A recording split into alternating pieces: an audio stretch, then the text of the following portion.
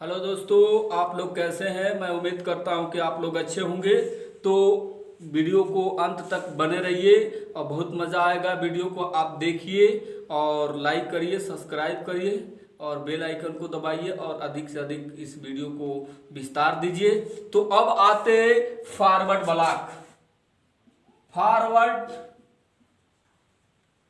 Block forward block की स्थापना मार्च 1939 में सुभाष सुभाष चंद्र बोस करते हैं, जिनको हम लोग नेताजी के नाम से जानते हैं। नेताजी की उपाधि इनको जर्मन में मिला था। जर्मन में हिटलर हिटलर जर्मन में नेताजी की उपाधि इनको हिटलर दिया था। तो ये इसके संस्थापक सुभाष चंद्र बोस थे। और फॉरवर्ड ब्लॉक का उद्देश्य ये था कि कांग्रेस से अलग होकर और कांग्रेस की नीति और कार्यक्रमों को गति देना था। इसका फॉरवर्ड ब्लॉक का मुख्य उद्देश्य ये था। तो आपसे पूछेगा फॉरवर्ड ब्लॉक की स्थापना किसने किया, कब हुआ, बस इतना ही पूछा जाएगा। अब आते हैं अगस्त प्रस्ताव। अब आते हैं भैया अगस्त प्रस्ताव पर। अगस्त प्रस्ताव आया था। अगस्त प्रस्ताव, ये अगस्त प्रस्ताव आया है 8 अगस्त 1942 को। अगस्त प्रस्ताव 1940 है। 1940 को 8 अगस्त 1940 को ब्रिटेन जो सेकेंड युद्ध मतलब सेकेंड विश्व युद्ध में भारतीय लोगों का समर्थन प्राप्त करने के लिए अगस्त प्रस्ताव आता है भारत में। और इस अगस्त प्रस्ताव में आया था कि भारतीय लोगों को संविधान बनाने की छूट दी जाएगी। यदि भारतीय लोग आते हैं हम लोग के साथ, सेकेंड युद्ध में भाग लेते हैं, तो भारतीय लोगों को उन लोग को संविधान बनाने की छूट दी जाएगी। और भी बात कही गई थी इसमें कि मंत्री परिषद वायसराय की जो परिषद थी अधिक से अधिक भारतीय लोगों को लिया जाएगा। अधिक से अधिक जितने भी लोग होंगे वो भारतीय लोगों को लिया जाएगा। इस अगस्त प्रस्ताव में ये बात कही गई थी। युद्ध सलाहकार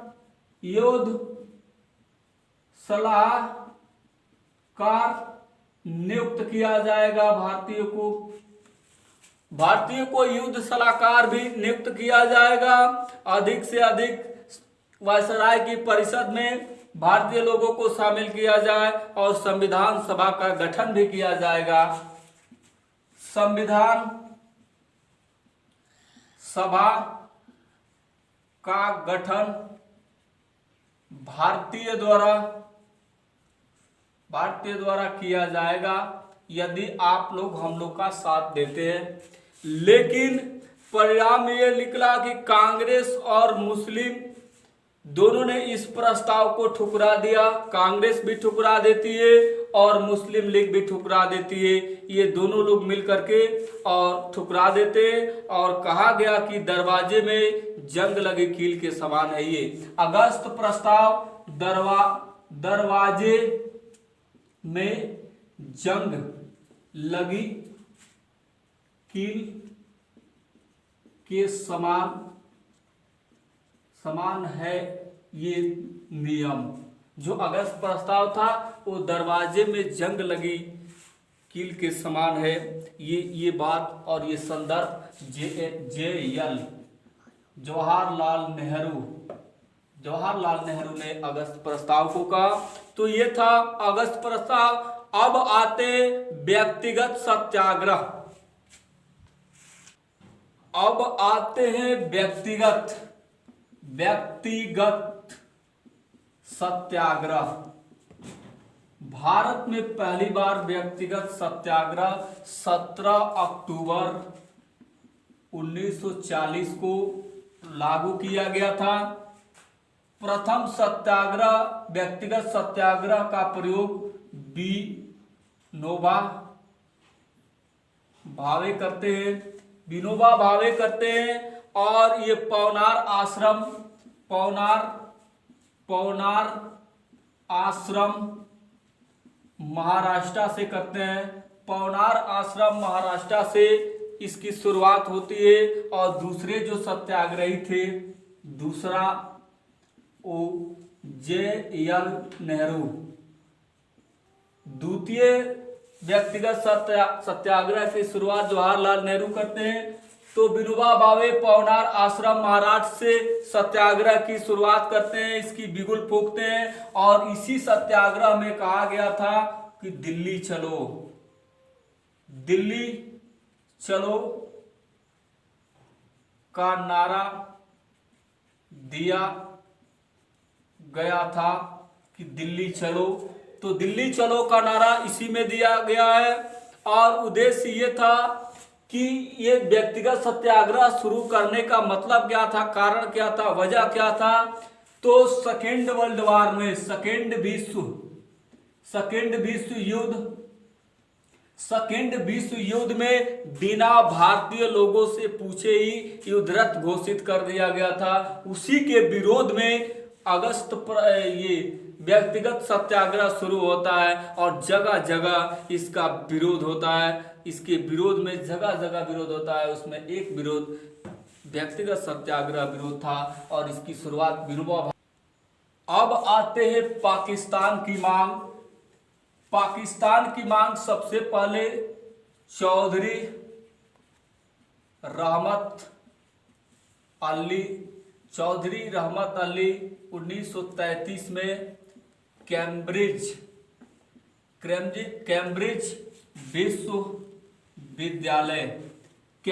विश्वविद्यालय में ये पंपलेट में एक छापा था, एक पंपलेट अपने एक पंपलेट में छापा था जिसका शीर्षक था नाउ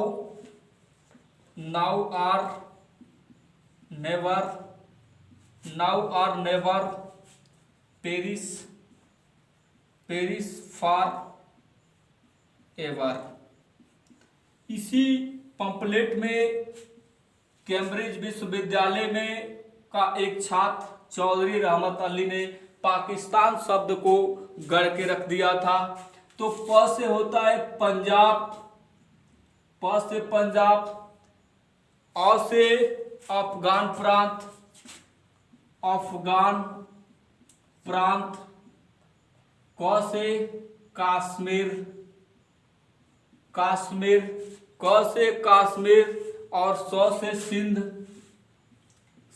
सिंध प्रांत और तान से बलूचिस्तान।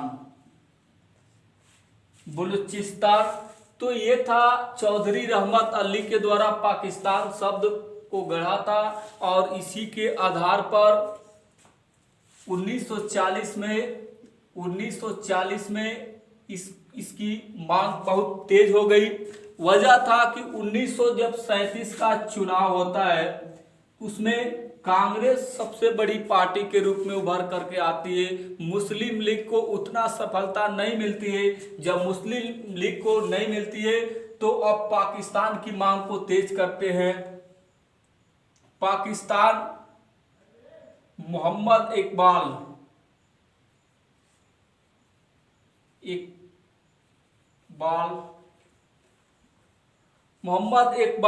पाकिस्तान की मांग को और तेज करते हैं। और इन्होंने ही लिखा था कि सारे जहां से अच्छा हिंदुस्तान हमारा, सारे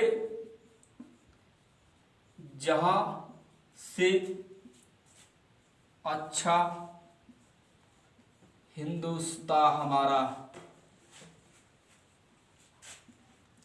सारे जहां से अच्छा हिंदुस्तान हमारा मोहम्मद इकबाल के द्वारा लिखी गई ये बात है, ये रचना है। और यही मोहम्मद इकबाल 1940 में पाकिस्तान लेकर रहेंगे, पाकिस्तान लेकर के रहेंगे।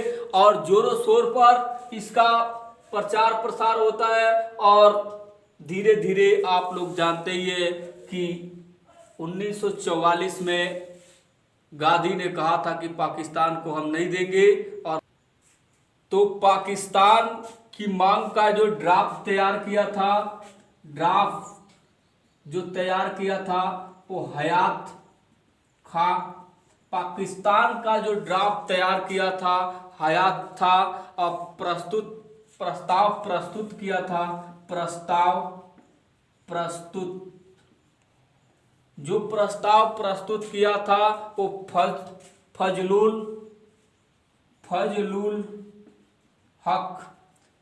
हक ये लाहौर में 1940 में मुस्लिम लीग का लाहौर अधिवेशन में ही इसको पास किया जाता है। और पाकिस्तान की मांग तेज हो जाता है। खलीफ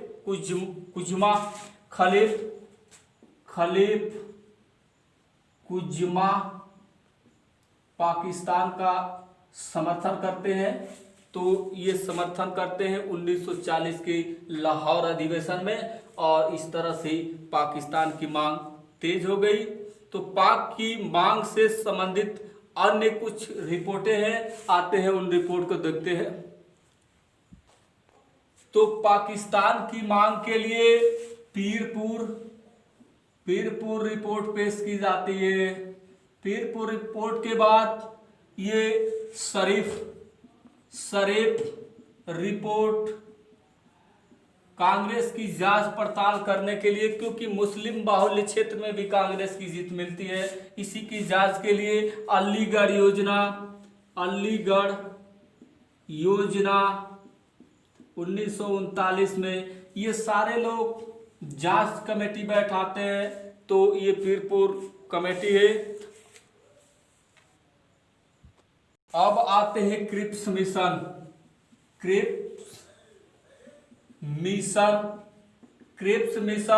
1942 में क्रिप्स मिशन भारत आता है।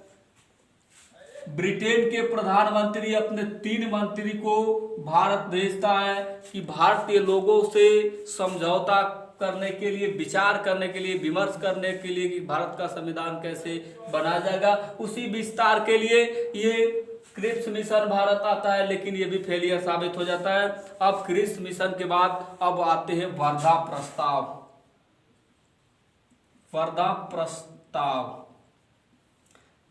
प्रस्ताव 14 जुलाई 1942 को वर्धा प्रस्ताव आता है। वर्धा महाराष्ट्र में एक जगह है।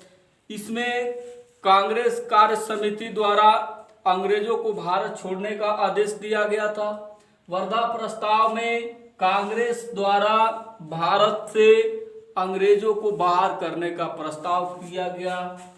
इसमें सी राजगोपालाचारी, अब्दुल कलाम,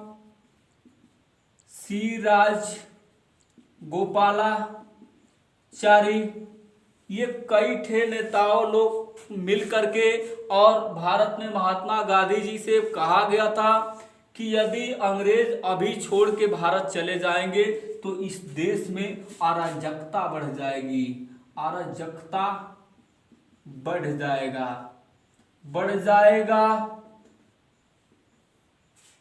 जाएगा। तो ये लोग नाराज हो जाते हैं। गांधी जी उग्र होकर कहते हैं कि नहीं, यदि ये वर्धा प्रस्ताव वापस हुआ तो मैं इस देश में कांग्रेस को इतना बड़ा करूंगा कि बालू के ढेर से भी बड़ा मैं एक आंदोलन खड़ा कर दूंगा इस देश में। और आंदोलन की घोषणा करते 14 जुलाई को वर्धा महाराष्ट्र में भारत छोड़ो आंदोलन को पारित कर दिया गया। तो 14 जुलाई 1942 को भारत छोड़ो आंदोलन को प्रस्तुत किया गया। और कांग्रेस की घोषणा से पूर्व 1 अगस्त 1948 में 1 अगस्त 1942 को इलाहाबाद में नेहरू ने कहा कि हम आग से खेलने जा रहे हैं। 1 अगस्त 1942 को पंडित जवाहरलाल नेहरू ने 1 अगस्त 1942 को कहा था कि मैं आग से खेलने जा रहा हूं और ये आग का ढेर मेरे शरीर पर भी गिर सकता है। तो ये कथन 1 अगस्त 1942 को जवाहरलाल नेहरू ने इलाहाबाद में पेश किया था। अब आते हैं कांग्रेस का अधिवेशन और भारत छोड़ो आंदोलन। बहुत बड़ा आंदोलन था ये, भारत का सबसे बड़ा आंदोलन था ये। 8 अगस्त 1942 को भारत छोड़ो आंदोलन की घोषणा ग्वालियर टैंक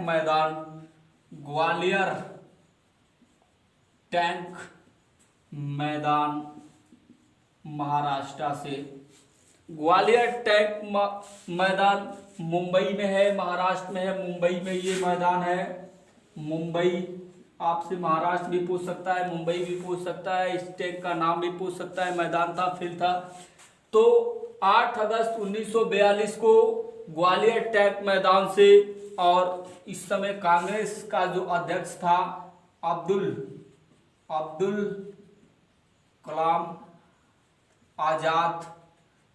कलाम आजाद थे, और इन्होंने ही अंतिम रूप से भारत छोड़ो आंदोलन को पास किया गया था कांग्रेस के अधिवेशन में। और यहीं पर गांधी जी ने करो या मरो, डू और डाई का नारा महात्मा गांधी इसी ग्वालियर टैंक मैदान महाराष्ट्र मुंबई से देते हैं। तो अब कांग्रेस ये जब प्रस्ताव ये जब भारत छोड़ो आंदोलन की घोषणा होती है तो जगह जगह जितने भी बड़े बड़े नेता थे उन सारे नेताओं को बंद कर दिया गया था। आगा खां पैलेस को पुन्ना जेल में डाल दिया गया था। आगा खां को पूना जेल में डाल दिया गया। आगा खां को पूना डाल दिया गया था। और राजेंद्र प्रसाद को पटना जेल में डाल दिया गया। राजेंद्र प्रसाद को पटना जेल में डाल दिया गया और जेपी नारायण को हजारीबाग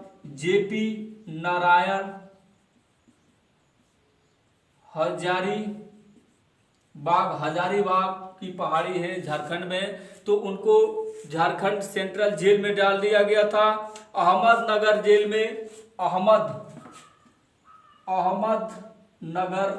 जेल में जे.एल. नेहरू को डाल दिया गया। नेहरू को अहमदनगर जेल में डाल दिया गया था। सरोजनी नायडू और गांधी जी को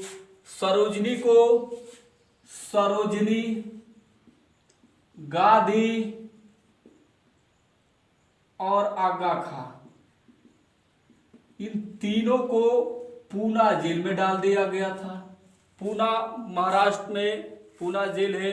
इन सभी बड़े बड़े कांग्रेसी नेताओं को जेल में डाल दिया गया।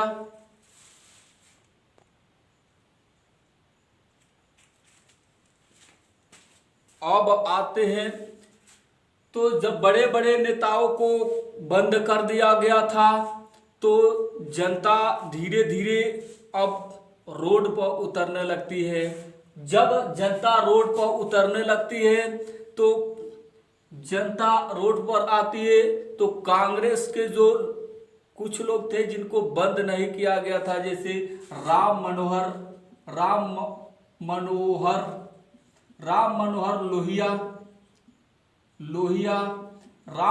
लोहिया,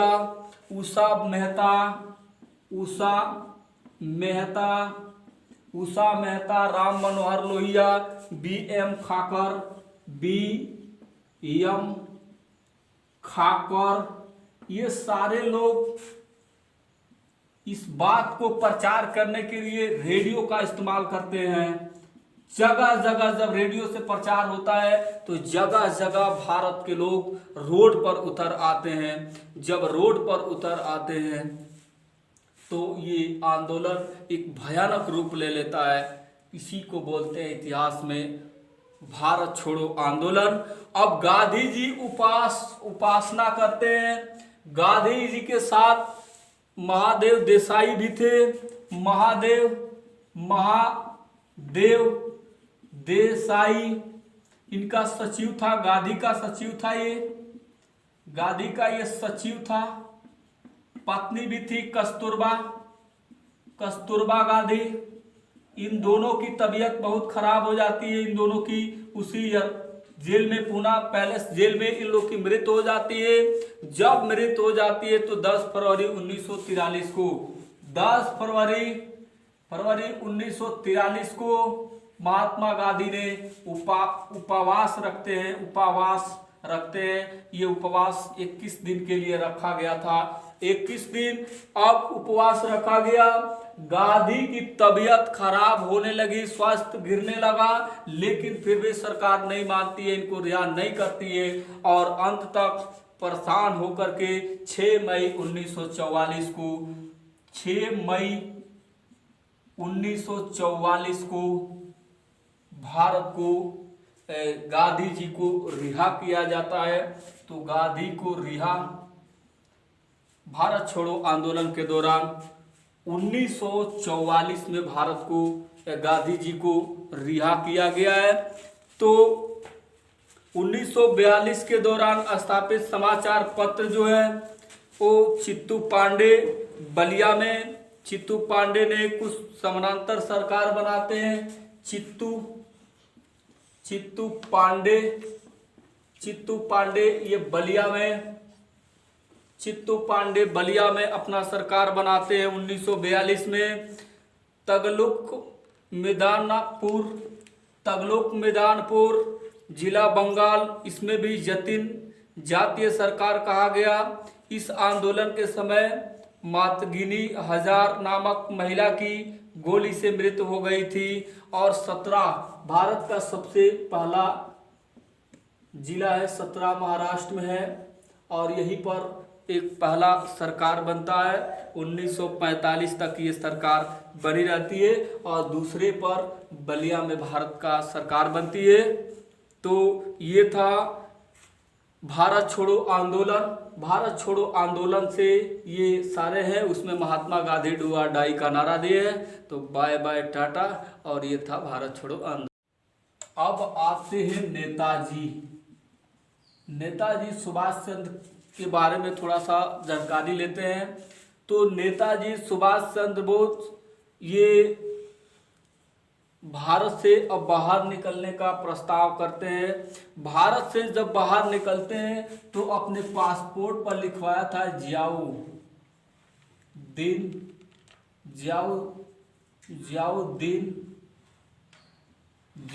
रजा। अपने पासपोर्ट पर लिखवाया था जियाउद्दीन रजा। पता बताए थे जबलपुर बताए। और नेताजी भारत से वो सीधे काबुल जाते हैं। भारत से वो काबुल जाते हैं। काबुल से वो मास्को जाते हैं। नेताजी काबुल से मास्को जाते हैं। और मास्को में आरेलेडो मजूता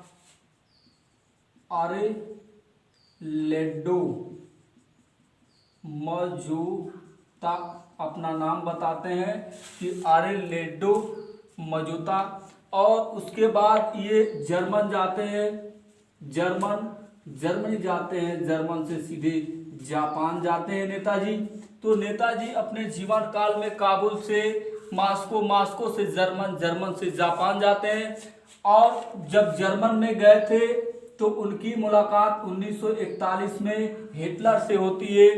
नेताजी और हिटलर की मुलाकात 1941 में होती है। और यहीं पर जर्मन में ही नेताजी की उपाधि, कुछ इतिहासकारों ने लिखा था कि जो वहाँ गुट था, ये नेताजी भारतीय सैन्य दल की स्थापना वहाँ किया था। फ्रीडम सेंटर की स्थापना किया था।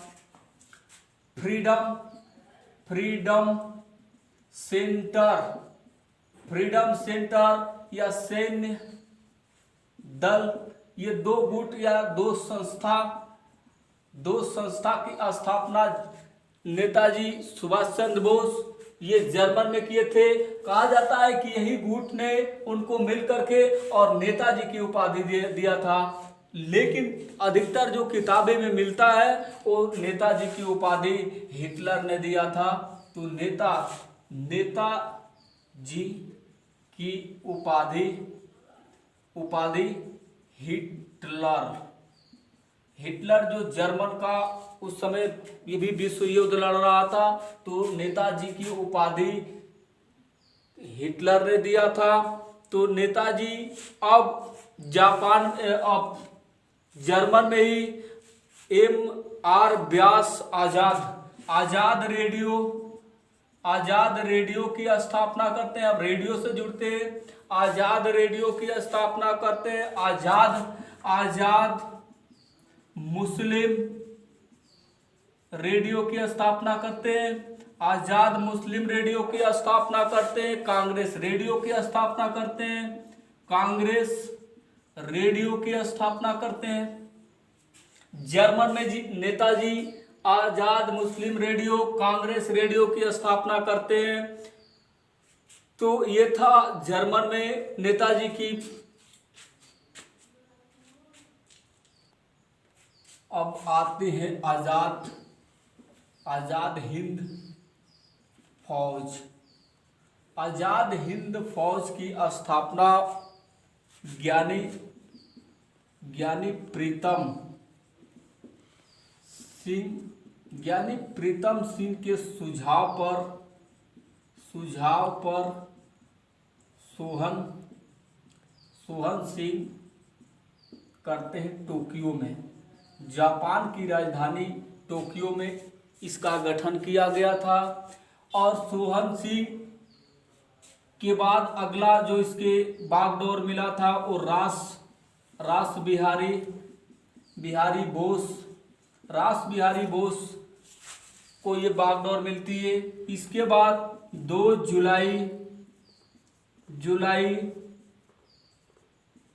जुलाई 1944 को आजाद हिंद फौज की बागडोर नेताजी के हाथ में जाती है।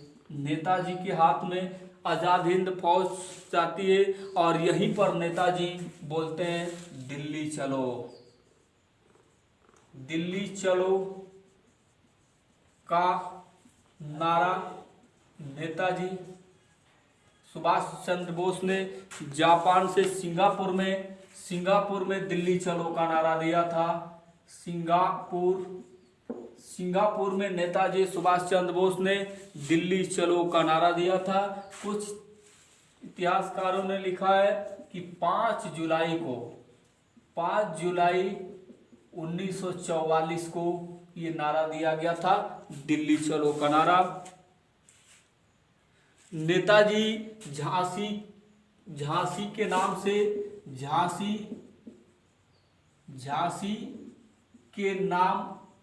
से रेजिमेंट बनाया। झांसी रेजिमेंट के नाम से अपना एक रेजिमेंट बनाते हैं। भारतीय राष्ट्रीय आर्मी की स्थापना भी करते हैं। भारतीय राष्ट्रीय आर्मी की स्थापना 1944 में भारतीय राष्ट्रीय आर्मी की स्थापना किया गया। अब सिंगापुर में अस्थायी सरकार का गठन करते हैं। सिंगापुर में अस्थायी सरकार का गठन किया गया नेताजी सुभाष चंद्र बोस द्वारा 21 अक्टूबर 1943 को सिंगापुर में अस्थायी सरकार का गठन सुभाष चंद्र बोस द्वारा किया गया था। तो ये है सुभाष चंद्र बोस। अब आते हैं विजय से पराजय तक। तो 4 फरवरी 1944 को बर्मा को जीतते हैं। नेताजी 4 फरवरी 1944 को नेताजी 4 फरवरी 1944 को बर्मा जीतते हैं। बर्मा से 18 मार्च 1944 को नागालैंड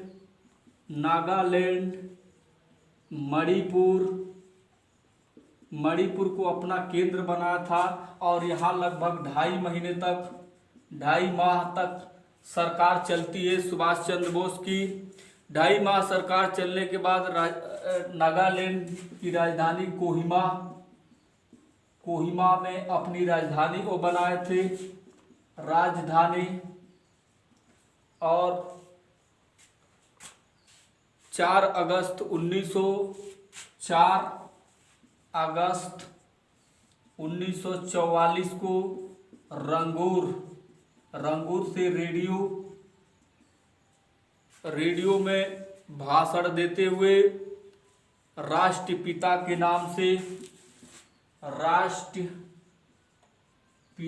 नाम से गांधी को नवाजा। गांधी को 4 अगस्त 1944 को राष्ट्रपिता के नाम से नवाजा गया है और यहीं पर संबोधन में कहा था, एक कथन कहा था, तुम मुझे खून दो, मैं तुम्हें आज़ादी दूंगा। तुम मुझे खून दो, मैं तुम्हें आज़ादी दूंगा। तुम मुझे खून दो, मैं तुम्हें आज़ादी दूंगा। ये 4 अगस्त 1944 को रंगूर से रेडियो भाषण में ये उनका कथन है। जय हिंद दिल्ली चलो का नारा जापान से सिंगापुर में जय हिंद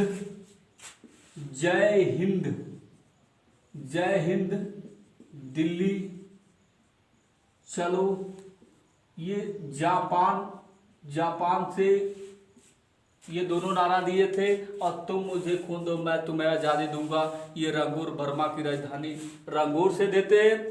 तो ये है। उसके बाद जापान पर हिरोशिमा और नागासाकी पर जापान पर 2 परमाणु बम लिटिल बॉय और फैटमैन 2 परमाणु बम गिरते हैं। एक 9 अगस्त 1945 को और एक 6 अगस्त 1945 को। जापान आत्मसमर्पण कर देती है। जब जापान आत्मसमर्पण कर देती है तो जो जापान की सेना लेकर नेताजी आए थे और फिर रिटर्न चली जाती है और उसी रिटर्न में वायुयान से जाते समय जहाज से जाते समय पता चला, तमाम कमेटी बनाई गई, इस पर विचार किया गया तो बताया गया कि जहाज दुर्घटना में नेताजी की मृत्यु हो गई है। तो ये था सुभाष चंद्र बोस। अब उसके बाद भारत और पाकिस्तान अलग अलग दो द्वीप राष्ट्र बनते हैं। पाकिस्तान अलग होता है और भारत अलग होता है। तो अब आगे जो बचा कुचा है आप लोग पढ़ लीजिएगा और इसके बाद मैं मत का वीडियो बनाऊंगा। तो तब तक के लिए धन्यवाद।